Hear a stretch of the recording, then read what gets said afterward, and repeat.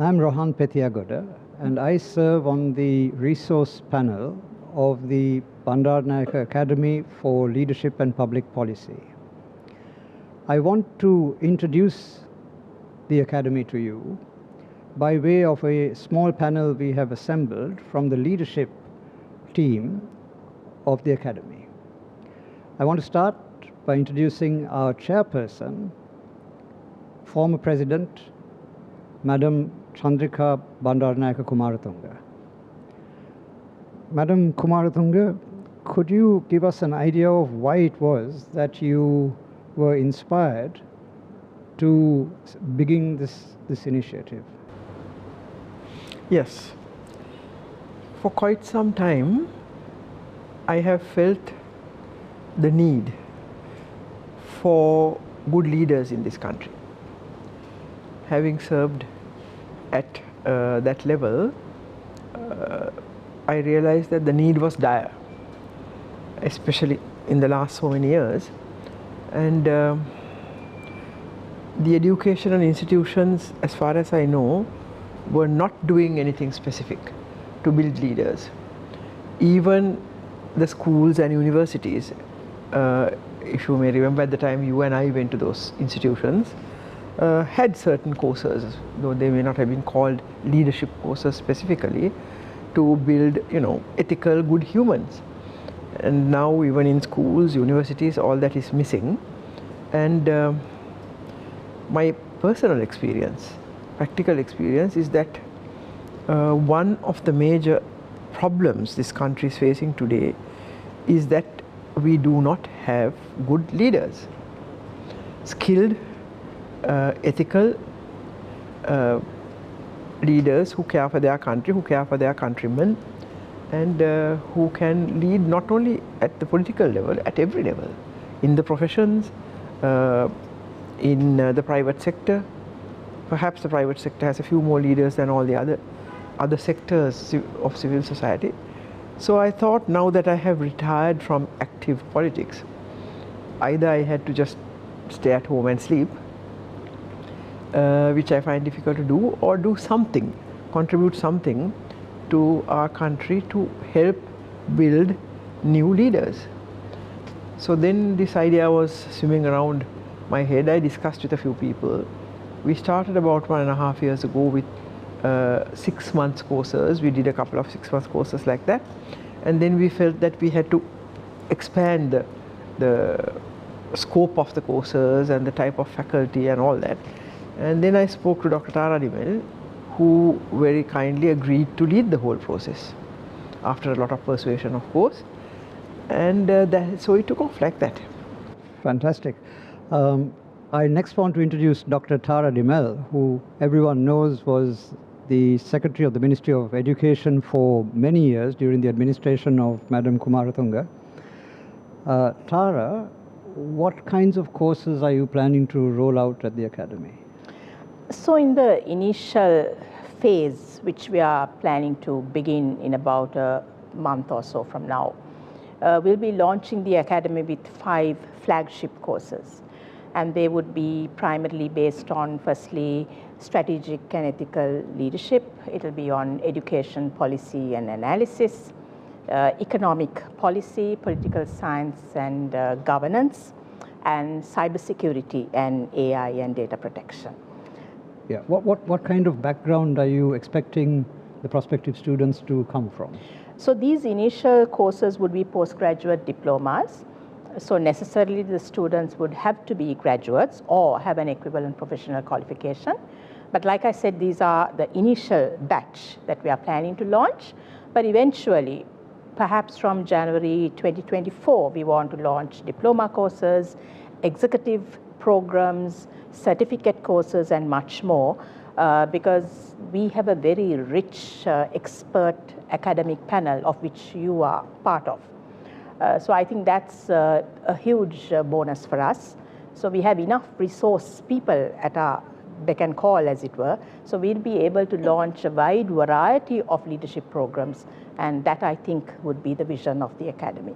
Fantastic. About how long is each course going to be? This particular postgraduate diploma course we are starting with will be 1 year. Ditto for the other diploma courses that will come our way, but we also plan to launch 6-month programs, executive programs that will go on for 8 weeks or 12 weeks, because that's the kind of program the corporate sector would like in terms of corporate leadership, and similar programs of that nature.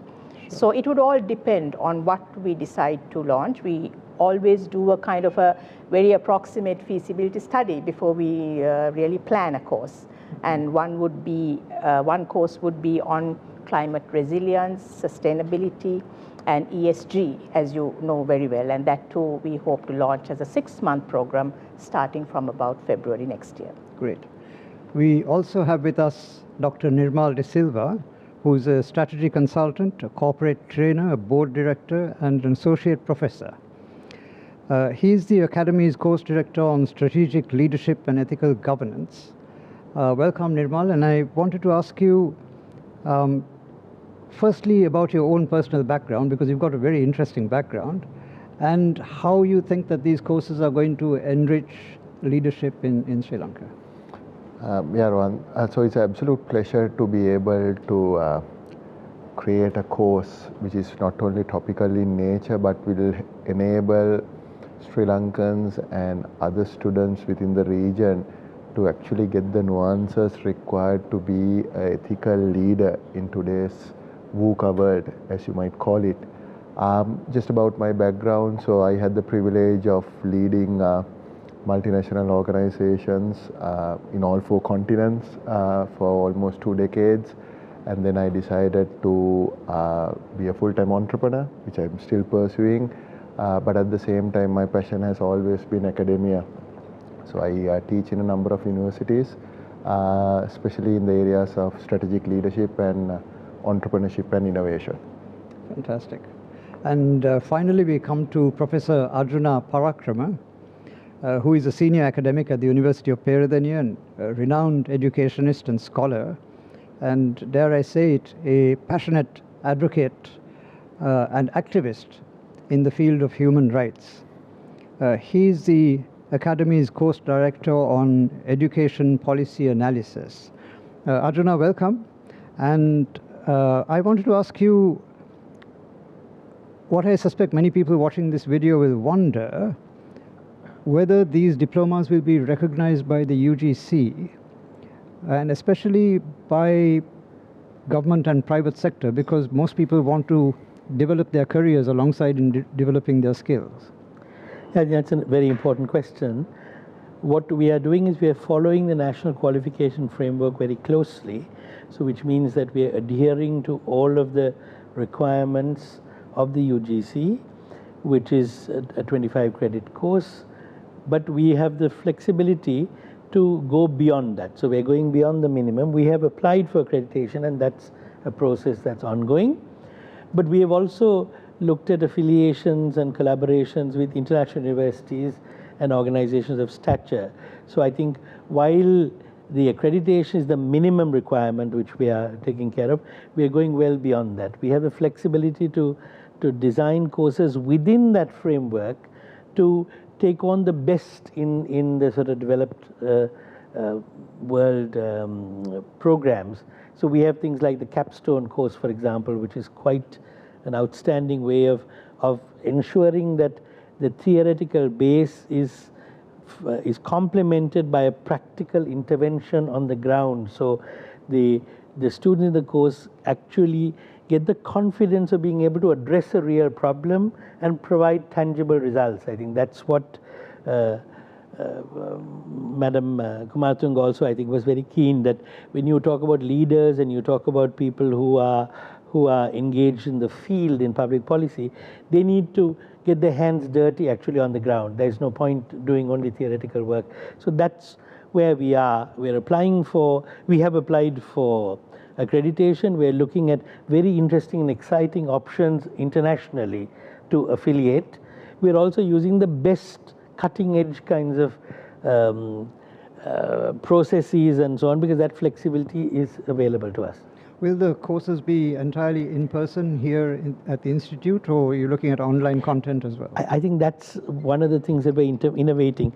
We have a compulsory in-person component, but that spreads out into work that they do in groups and the works that they do on their own initiative and so on. So a lot of it is, is sort of directed learning, individually catering to, I know there's a platitude which says student-centered, but this is really because they determine the kinds of options they take, the kind of cross-cutting courses that they will get involved with, and also the work they do for the course. So there is a core component of in-person teaching, but that's not lectures with chalk and talk or whatever the modern equivalent of chalk and talk is. It's them working on their own interests, honing those interests, and actually putting it to the test. And what will be the form of assessment? Well, that's, again, the capstone is the clear final assessment, but there'll be continuous work that they do, both groups, because collaborative learning, I think, is something that we don't have sufficiently.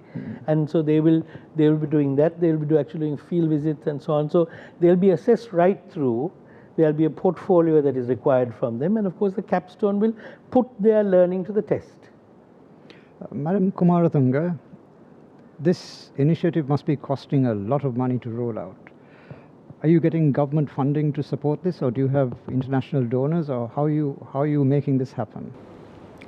Well, for the moment, this is a CSR project of the BMICH, and the BMICH has endowed the BALPP, this academy, and it's being funded by the BMICH.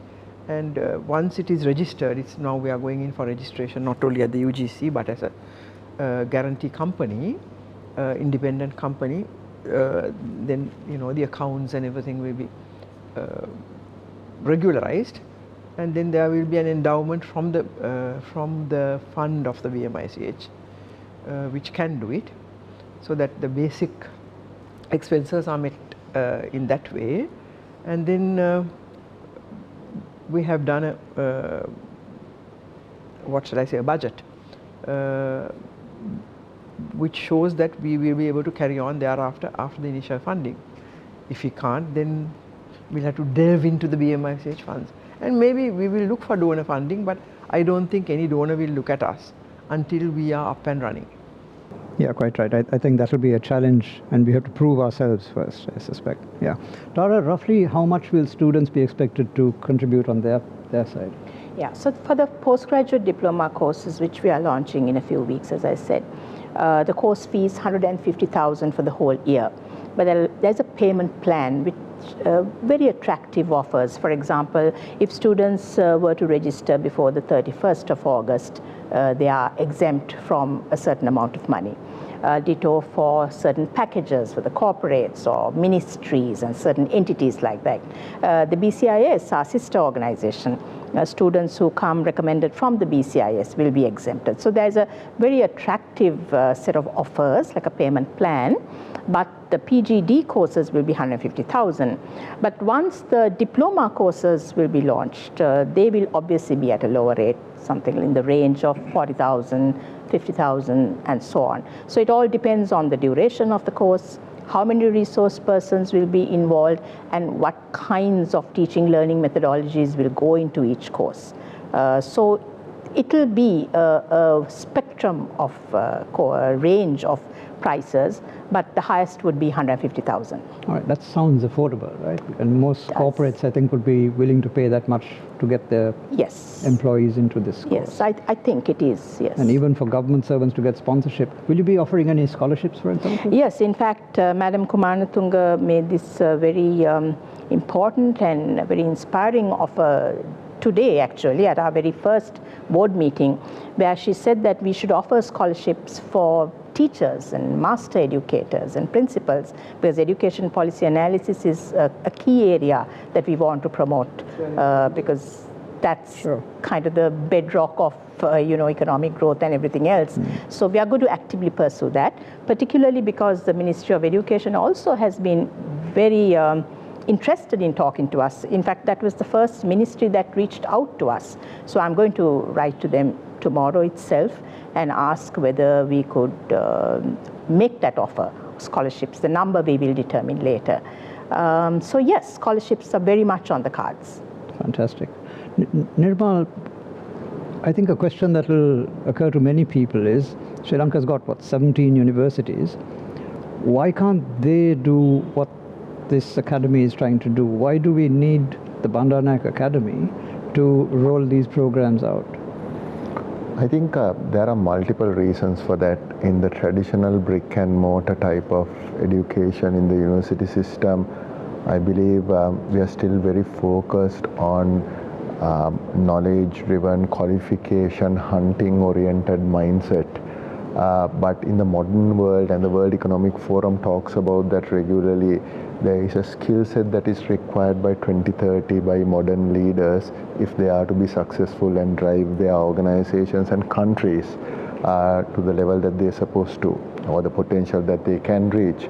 So I believe one of the reasons why this academy will be different would be our modern pedagogy, state-of-the-art storytelling, using case studies and experience sharing forums, and also the fact that we are going to be focused more on building the skill sets of modern day leaders as opposed to this being just a mere qualification. There are many other institutions in which people can go and pursue education, but first it's about bringing the right level of leaders who can withstand the multiple crises that this country and the world is facing, but also create positive social impact, which is much needed in today's world. May I barge in there, Rohan? Of course. The major reason I see is one of the major ills of our society at the moment is that the policymakers for quite some time, in other words the parliamentarians, don't believe that leaders have to be trained. They like to keep all the policymakers with the least amount of educational qualifications, with the least amount of values and ethics. So they wouldn't want to have leadership academies in universities. I can understand that. But Arjuna, I mean, we've got a long history, about 80 years almost of free education in this country. So we've got an educated citizenry with so much talent available. Why is it that we encounter one policy failure after the other? Why is it that we can't get our act together? What's gone wrong? Well, I think there are a number of reasons for that. I think, but we talk about the economic crisis and the political crisis and so on, but there's been a crisis of values for a long time. I think that needs to be addressed. I'm not even sure that we've had free education. We've had no cost education or something. There are two meanings of the word free. You know, we don't have the kind. We're trying to give a freer education here, where students are free to determine what they want to do. That's a lot of rote learning and so on. It's not free in that other sense. So the crisis of values we have. We also, as Madam Kumaratunga pointed out, the policy making is not based on any kind of technical advice or any sort of impartial even practical assessment of the need. Exactly, not even practical. It's a sort of political kind of whim, fancy sometimes, a kind of, you know, something that somebody has a pet interest in, and then of course the problem, you know, if you would compare, all comparisons are odious, but compare with India, there is sort of a professionalism in the bureaucracy and in the national leadership, which is not political. That I think they're very powerful also, but that layer is not here. So we want to look at it. We had it. Of course, we had it for quite some years after independence. Yes, but the thing is, I think we all agree that policy must be developed by the broadest possible constituency of stakeholders. But that doesn't happen because we rarely engage, for example, with the private sector when it comes to national policy development. Isn't that a weakness in our system? Like, very big weakness, very big. So we need to fix that, and I guess that is something, Tara, that you're trying to target here, right? Because to get a broad mass of people who can contribute to the policy process from every sector of the economy rather than just the administrative service. There are governments, I'm sorry to barge in, there are governments that tried that. for example, my government, we before every budget, which was the economic policy statement, we would have discussions, extensive discussions with the private sector, different groups of private sector. For education, I created an education task force of all experts on education, no politicians at all. Health was also the same. And then education policy, we also had a group of academics, university academics whose advice we obtained. But that was short-lived. But Madam Kumaratunga, I mean, if you think about Sri Lanka's tragedy, what we saw unfolding last year, for example, was fundamentally a policy failure. The government went in with basically banning modern agriculture, taking agriculture back a century to this organic concept, which failed and collapsed the agriculture sector. On the economy side, we borrowed unsustainably with a massive deficit that we had no hope of bridging without huge borrowings, and then went on to print trillions of rupees in paper money without acknowledging that this would at some point lead to inflation and the consequences of that. Like, while this was unfolding, there was very little input from the citizenry saying, watch out, we're going to get into big trouble. Because we don't have that system where we invite the citizenry in to participate. And also you left out one major reason for the failure: corruption. Corruption of the leadership, corruption of those who govern. So even the borrowing of trillions was directly related to corruption. Having been president for 11 years, probably a record, right? Have you been the longest serving president? You would have had policy challenges in your own time, not least in education. I'm sure many heated arguments with Tara being on the education front, for example.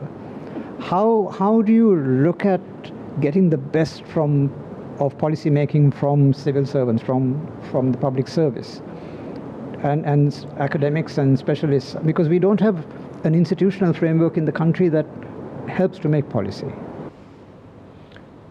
Whereas in India, for example, they have the national, what's it called, what commission? National Economic Commission, which is very, very important. The head of that is almost is equal to the governor of the central bank, and their policies matter. Anyway, so yes, that's a difficult question. Firstly, I think the leaders, the president, the prime minister, has to directly involve themselves in policy making and not leave it to some catchers to do it as they please. You know, normally at the moment policy is made, I don't know this particular government, but for many years policy was made based on how much commissions the relevant minister and the leading public servants could get on some project. They didn't consider at all whether it was necessary for the country or the people. So first and foremost, the leader and the government must have a vision when they come into power. They should be asked to make a vision statement before people vote for them. And then the leader or leaders must have the courage, the skills and the training, the education to lead policy making. You know, to have groups of people, invite relevant sectors of the citizens to help in making policy. And then, of course, making policy is not enough. You have to implement it. Then the leader, but what I did was that I personally got involved with every single development ministry, including education, health and all that. Once a month, once the vision was set out and the action plan was drawn up, we insisted on an action plan for every year. I wouldn't give money from the budget unless the action plan was there.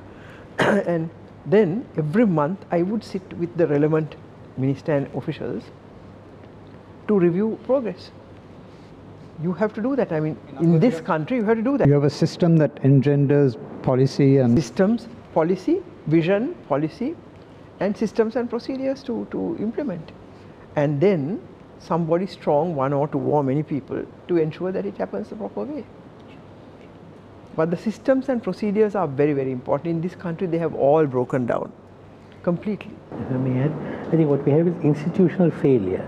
And that is the problem. And so there is no place to locate that. The integrity of institutions, even the universities, been lost. So it's necessary for the policy stuff to actually address that particular issue. I want to... When I said systems and procedures, I should have also said institutions to implement. We have a structural weakness in institutions, I agree that. I just want to throw a question at all four of you, in turn perhaps starting with Arjuna, on a emerging problem I see in education. I've been talking about this recently, but the problem is easier to articulate than the solutions.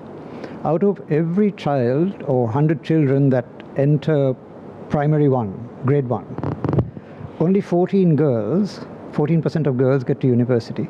Half as many boys, 7% of boys make it to university. We have underperforming boys in our system. On average, 10% of children make it to university. That's clearly not enough in terms of intellectual capital to run the country. And the second thing is the gender inequality that is widening amongst our citizenry, because we're having large numbers of poorly educated young men who are at the very minimum not marriageable, not employable, because they don't have the qualifications. No, but they can go into parliament. You're not allowed to say political things here. but I don't know, what do you think? How would you start addressing that? Three things come to mind immediately. One is, I think the overemphasis on the universities is something that we need to look at. Everywhere else also there are other avenues of employment, of becoming professional and so on. Let me interrupt you.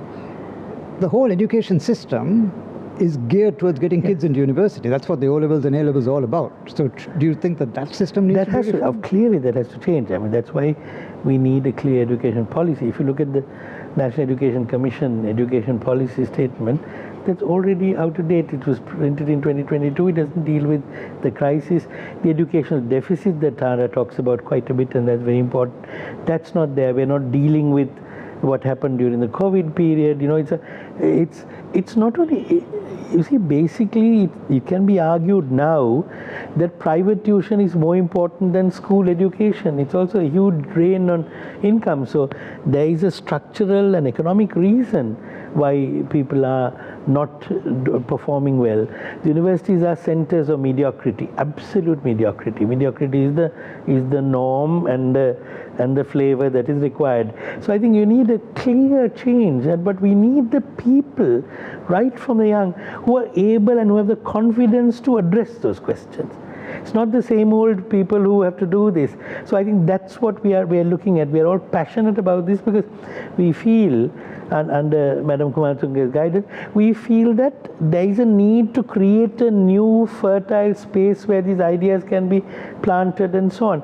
That's the passion that's required. We have failed in terms of education, and all of us are part of that failure. So do you reckon that is the narrative that drives this academy? I think so, yes. I'm very clear about it. Yeah. So replace the universities, but at least we are trying to fill a small gap. And to create fresh thinking at every level, at the government institutions, you know, the whole system. English education is something I know, and English education, I would say, is designed to fail. It's structurally, it's a success because it's a failure. Nirmal, what do you think in terms of education reform? What do we need? Yeah, so I think first and foremost, in my humble view, we need to be pragmatic view on this. If Sri Lanka is to reach its potential, we need to benchmark ourselves with the best, at least the best in Asia to start off. And that requires for our human to be world class. We need to have an education system that can cater towards that can make them world class, not in a 22 million population economy, but in a global economy. Can we get them aspirational driven? Can we move them from an entitlement mindset of getting a qualification and almost demanding a job to find opportunities in the global market space, compete with the other countries so that they can also reap the true benefits whilst contributing back to the nation who has given them a lot. And in that scheme of things, if we have to move away from the traditional brick and mortar, classic example, Rohan, is I can't imagine universities teaching entrepreneurship for 3 years.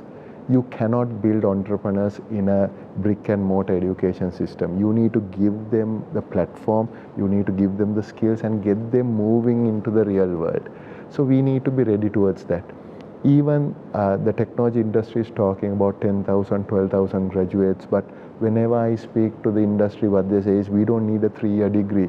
We need a 6 months program to get them to come back to the workforce. Why not think about it in that sense? If we are trying to create infrastructure to create 12,000, which is 4 times of what we create now, we are going to be a lost ball in a golf link. So I think that's the approach we need to take. And I think a difference also with the academy, the Bandaranaike Academy, will be that the people who come here for these courses are already going to be in employment. So they've seen something of the real world, unlike university students who are still in their educational phase of life. Tara, did you want to add something to I that? just want to add a word to what Arjuna said, whilst agreeing with him almost entirely on the crisis that the education system is failing. I mean, if you just take a snapshot at what's going on, we have 350,000 kids entering grade 1 every year.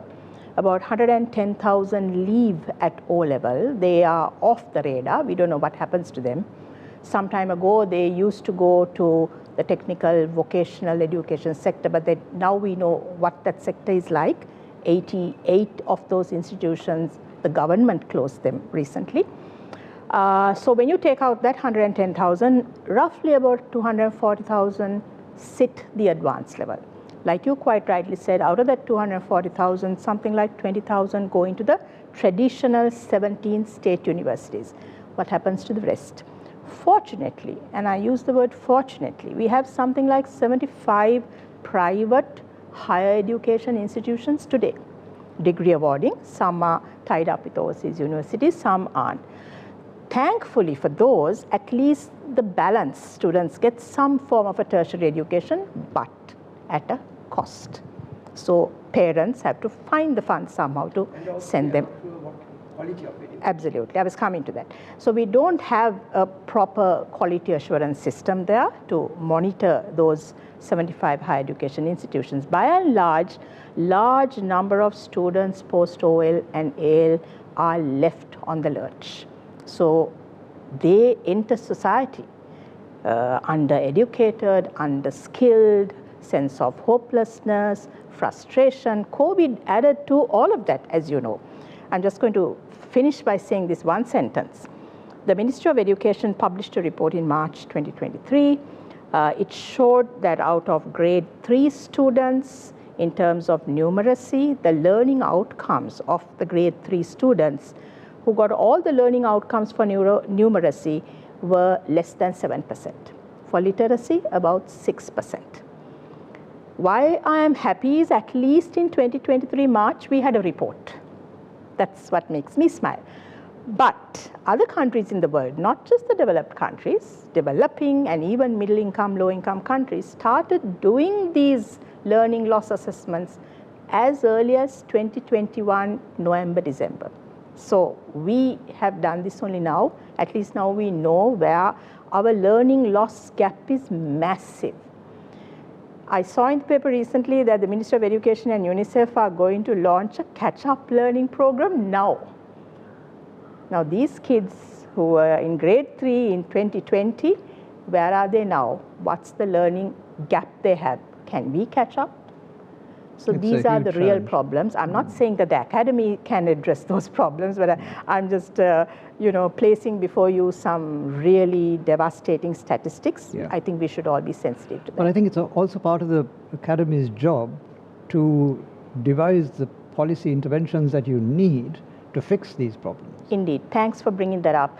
What I wanted to say earlier, when there was a question about how will the academy contribute towards policy debates, policy dialogues, contributing towards important policies. So we've started a series of policy dialogues. The first one will be on the 6th of September on a very topical area where we are looking at AI, artificial intelligence, and all the technologies that are coming with AI, and cyber threats, and the implications to governance, human rights, election integrity, and various other aspects. So that will be our first. We already have some 150 people who have registered for that particular dialogue.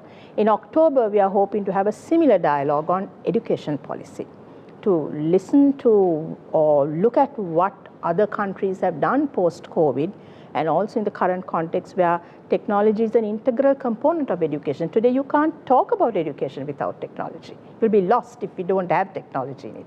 So we're trying to discuss education, hopefully prepare a kind of a synopsis post-discussion, and I'm hoping Madam Kumaratunga will use her influence and her good officers to at least convince or try to convince the government in some way that we have to look sharp. We are losing generation after generation. You would agree, I'm sure. Sure, definitely.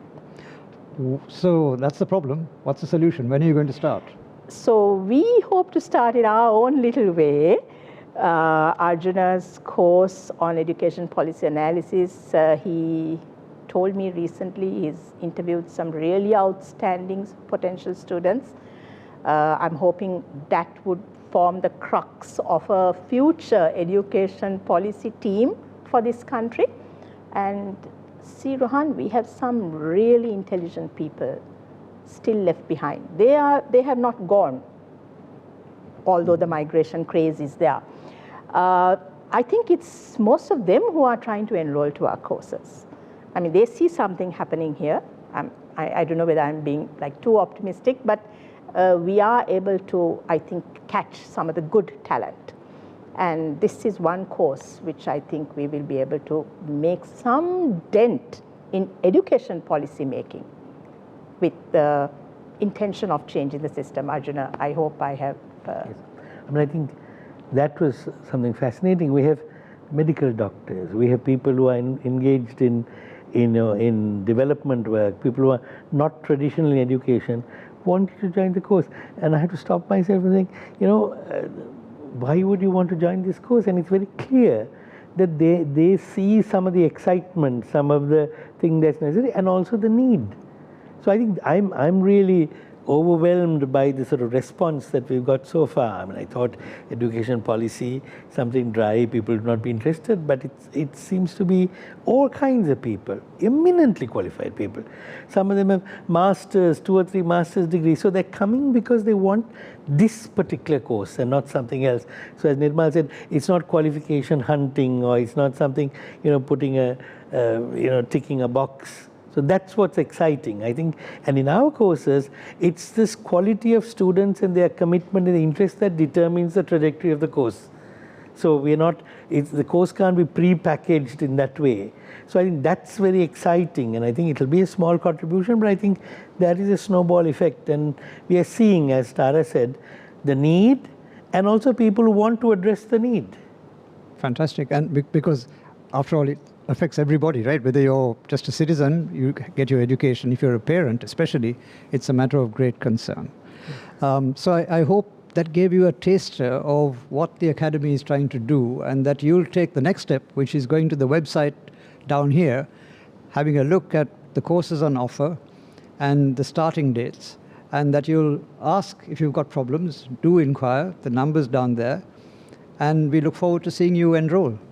Thank you.